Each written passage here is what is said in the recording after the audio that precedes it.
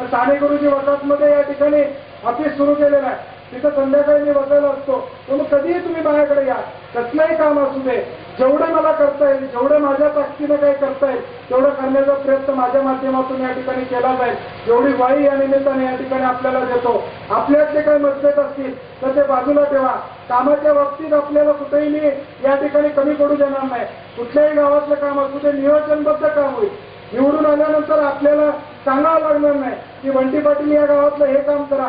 आज देखील तुम्ही जी जी कामं सांगता ती मी लिहून घेत असतो, कॉम्प्युटरला या ठिकाणी टाकत असतो. त्यामुळे ज्यावेळी आमदार फंडाचं वाटप असेल किंवा ज्यावेळी ज्या ज्या गोष्टी करायच्या असतील त्या त्या या ठिकाणी करण्याचा प्रयत्न माझ्या माध्यमातून या ठिकाणी होणार आहे. कारण की 2004 साली ज्यावेळी मी ऑक्टोबरमध्ये आमदार झालो आणि डिसेंबरला माझ्याकडे पीडब्ल्यूडीचे आणि जिल्हा परिषदेचे अधिकारी आले की साहेब बजेटला कामं टाकायचे आहेत. ऑक्टोबर नोव्हेंबरला आले, डिसेंबरला पहिलं अधिवेशन आमचं नागपूरला होतं आणि कामं काय असतील तर आपण एक कार्यकर्त्यांची मिटिंग घ्या आणि कामं सुचवा.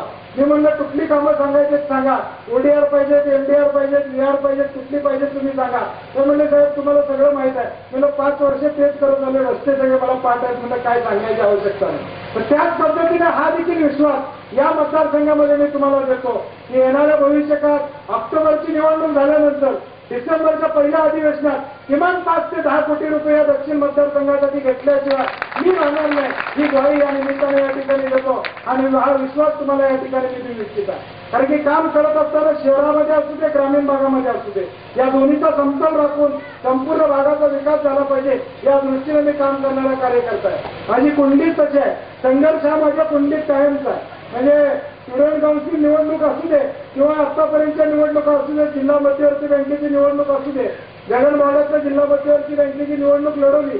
41 मतदान होतं. माझ्याकडे 9 सोसायट्या होत्या आणि 9 सोसायटीवर पहिला फॉर्म भरला आणि शेवटी 21 मतदानापर्यंत त्या ठिकाणी पोहोचलो.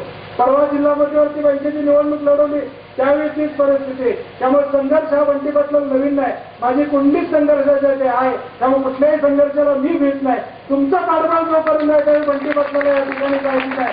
सर्वसामान्य लोक, सर्वसामान्य जनता बंटी पाटलाच्या पाठीशी आहे. तो पण बंटी पाटील या ठिकाणी कुठलीही काळजी करणार नाही. तुमच्या विकासासाठी, भागाच्या विकासासाठी कायमपणे कार्य करण्यासाठी तुम्हा सर्व मंडळींचं सहकार्य भविष्यकाळात माझ्या पाठीशी राहावं अशा पद्धतीची अपेक्षा या कार्यक्रमाच्या निमित्ताने या